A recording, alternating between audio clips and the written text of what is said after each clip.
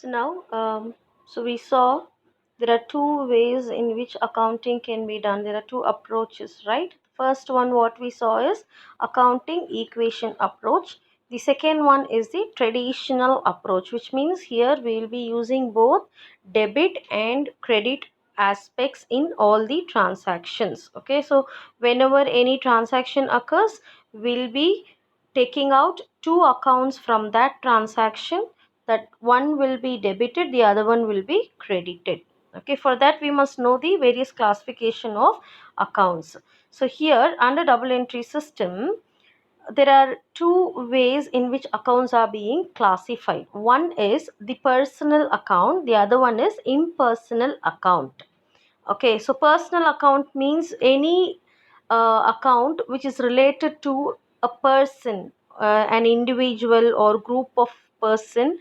Okay, in that case we call it as personal account.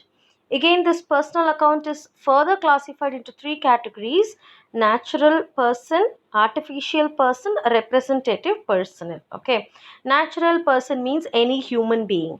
Okay, it can be you, me, or any human being. For example, they will give a specific name. Okay, like Vinod.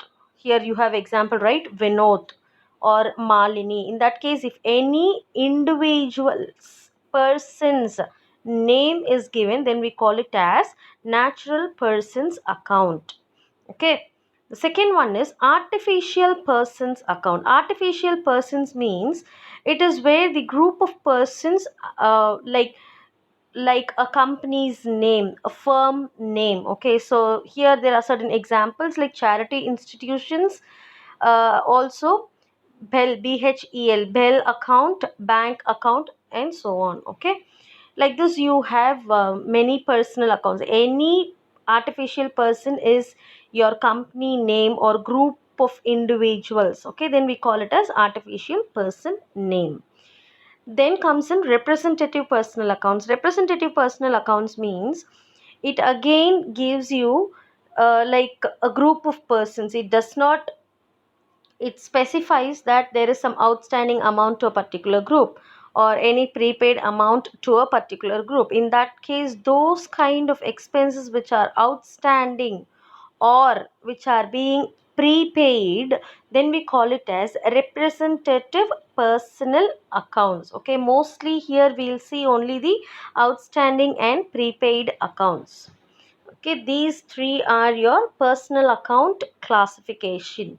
The next one we saw is the impersonal account. So impersonal means which does not affect any person. Okay, any account which does not affect any person is called as impersonal account. So here again this is being classified into two categories: real account and nominal account.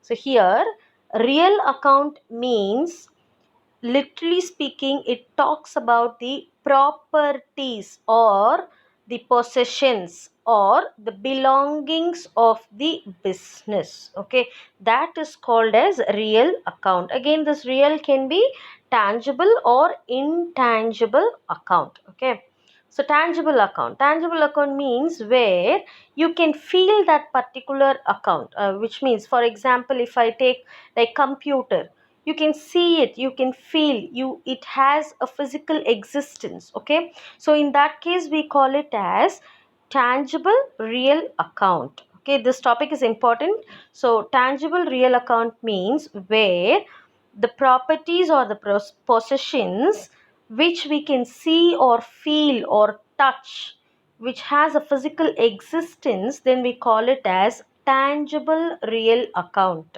So the next one is intangible real account, which means you cannot see or feel or touch. It does not have a physical existence, but it also, this particular account will also help the business to grow, to earn. Okay, there are certain examples like goodwill, patents, copyright. So goodwill is nothing but a good name, a reputation of the firm. Okay, when we let's take an example like if we go, if most of us go for Dairy Milk chocolate, right? Why? Because Cadbury is it's a good company wherein their products will be too good, right? So that is called goodwill. So when the quality or when the reputation of the firm is good, then we call that as goodwill. Likewise, patent and copyrights. Okay, these are certain rights which are given to that particular organization, which means no other organization can use that particular formula or any kind of product which the particular company is being producing. Okay, so tangible means where you can see, feel or touch. It has physical existence.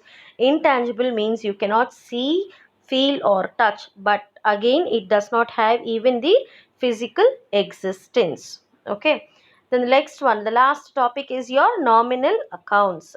So these nominal accounts are nothing, your expenses, the amount which you spend from the business, any losses to the business, or any incomes. That is, when we receive any amount from the outsiders, then we call it as income, right? So those incomes and also any profits to the business are included in the nominal account. So here again you have certain examples like salaries, wages, rent, any interest. Like this you have so many examples: dividend, commission, discount. Okay, so these all these will come under either expenses or incomes. So here it is given as revenue. That's nothing but your income. Okay, so these expenses are direct, classified again direct or indirect expenses. In that case, these will again be split into trading and profit and loss account. Anyways, that you will see in the 13th, 12th and 13th chapter only. So we need not bother about that right now. So here, classification of accounts means hereafter you should say only three classifications: personal, real, nominal. Even though it is personal and impersonal, you always call it personal, real and nominal. Okay, under personal account you have natural persons, artificial persons, representative persons. Under impersonal you have real, again, which has tangible real assets and intangible real assets. The last one is your nominal account. Okay, these are the classification of accounts.